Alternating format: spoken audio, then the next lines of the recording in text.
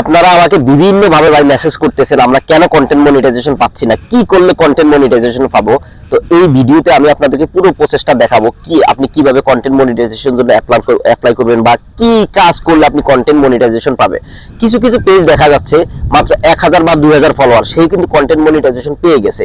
আপনার পেজে দেখা গেছে 10,000 20,000 ফলোয়ার, তারপরেও কিন্তু আপনি কন্টেন্ট মনিটাইজেশন পাচ্ছি না। এর কারণ হচ্ছে হয়তো আপনার পেজে পলিসি ইস্যু আছে বা কপিরাইট কোনো কন্টেন্ট আছে। আপনাদেরকে আমি কিছু পরামর্শ দিব, সেটা হচ্ছে যে 1 মাস আপনি হাতে রাখেন।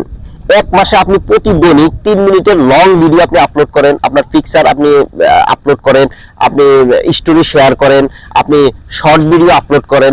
পুরো 1 মাস আপনি এভাবে কাজ করেন, দেখবেন যে আপনি মনিটাইজেশন, আপনি কন্টেন্ট মনিটাইজেশন পেয়ে গেছেন। এরপরে যদি আপনি কন্টেন্ট মনিটাইজেশন না পান, সেক্ষেত্রে ফেসবুকের আপনার কন্টেন্ট মনিটাইজেশনের জন্য একটা ফর্ম ফিল আপ করতে হবে, ওই ফর্মটা আপনি ফিল আপ করে দিবেন। তো এই ভিডিওতে আমি আপনাদেরকে এখন দেখাই দিব কন্টেন্ট মনিটাইজেশন পাওয়ার জন্য কিভাবে আপনি ফর্মটা ফিল আপ করবেন, স্টেপ বাই স্টেপ পুরো প্রসেসটা আমি এখন স্ক্রিন শেয়ার করে আপনাদেরকে।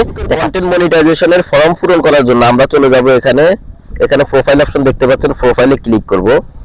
এরপরে এখানে দেখতে পাচ্ছেন প্রফেশনাল ড্যাশবোর্ড, এখানে ক্লিক করতে পারেন, অথবা আমরা আমাদের এখানে প্রোফাইল দেখতে পাচ্ছেন, প্রোফাইলে ক্লিক করব।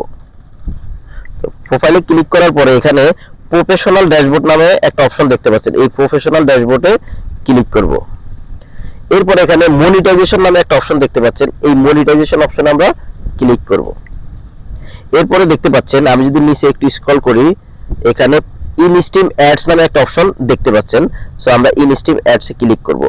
এখন আমরা ইনস্ট্রিম অ্যাডস এর জন্য কিন্তু আমরা কোনো অ্যাপ্লাই করব না, আমরা শুধু কন্টেন্ট মনিটাইজেশনের জন্য অ্যাপ্লাই করব। এই জন্য এখানে লার্ন মোর নামে আপনি একটা অপশন দেখতে পাচ্ছেন, এই লার্ন মোরে আমরা ক্লিক করব।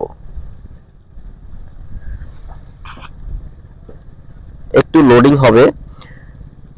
এরপরে দেখতে পাচ্ছেন এখানে একটা ফর্ম দেখা যাচ্ছে, এই যে এই অপশনের ভিতরে আপনি যদি একটু খেয়াল করেন, ইন দিস ফর্ম এখানে এই জায়গায় একটা লিংক আছে। তো আমরা এখানে লিংকে ক্লিক করব। লিংকে ক্লিক করার পর একটু লোডিং হবে। দেখেন এরপরে এখানে আমাদেরকে 3টা অপশন এখানে ফিল আপ করা লাগবে। এখানে দেখতে পাচ্ছেন ইমেল অ্যাড্রেস, এখানে আপনি কোন ইমেল অ্যাড্রেসটা দিবেন, অর্থাৎ আপনি আপনার পেজটা যে প্রোফাইল দিয়ে খুলছেন ওই প্রোফাইলটা যে জিমেল অ্যাড্রেস দিয়ে খোলা, সেই জিমেল অ্যাড্রেসটা এখানে দিবেন, এখানে কিন্তু ভুল করা যাবে না। এরপরে দেখতে পাচ্ছেন ফেসবুক অ্যাকাউন্ট ইউআরএল, আপনি যে পেজে কন্টেন্ট মনিটাইজেশন অ্যাপ্লাই করবেন সেই পেজের লিংকটা এখানে বসায় দিবেন। এরপরে দেখতেছেন আদার সোশ্যাল মিডিয়া অ্যাকাউন্ট, এখানে আদার সোশ্যাল মিডিয়া কোন অ্যাকাউন্টটা দিবেন, যেমন আপনার ইউটিউব অথবা ইনস্টাগ্রাম, যে কোনো একটা আপনি এখানে দিয়ে দিবেন। সো এখানে আমি আমার ইমেল অ্যাড্রেসটা দিয়ে দিচ্ছি। এখানে আসলে পেস্ট করার কোনো সুযোগ নাই, আমি জানি না আপনাদের ফোন দিয়ে হইতে পারে, আমার ফোনে হচ্ছে না। সো আমি এখানে টাইপ করে দিচ্ছি, আপনি যদি পারেন এখানে কপি পেস্ট করে দিবেন। আমি আমার ইমেল অ্যাড্রেসটা দিয়ে দিলাম। এরপরে ফেসবুকের লিংকটা আমি দিয়ে দিচ্ছি, যেহেতু আমার মুখস্থ আছে আমি সেক্ষেত্রে দিয়ে দিচ্ছি https://www.facebook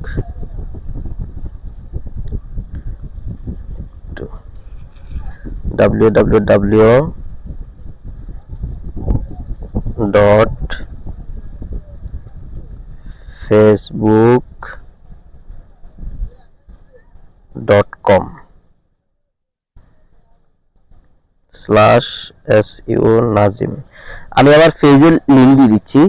সো আপনারা যদি কপি পেস্ট করে দিতে পারেন দিয়ে দিবেন, না হয় আমার মতো এভাবে টাইপ করে দিবেন। সো আশা করি লিংক ঠিক আছে, https://www.facebook.com/su nazim। এরপরে আমি আমার ইউটিউব চ্যানেলের লিংকটা এখানে দিয়ে দিব।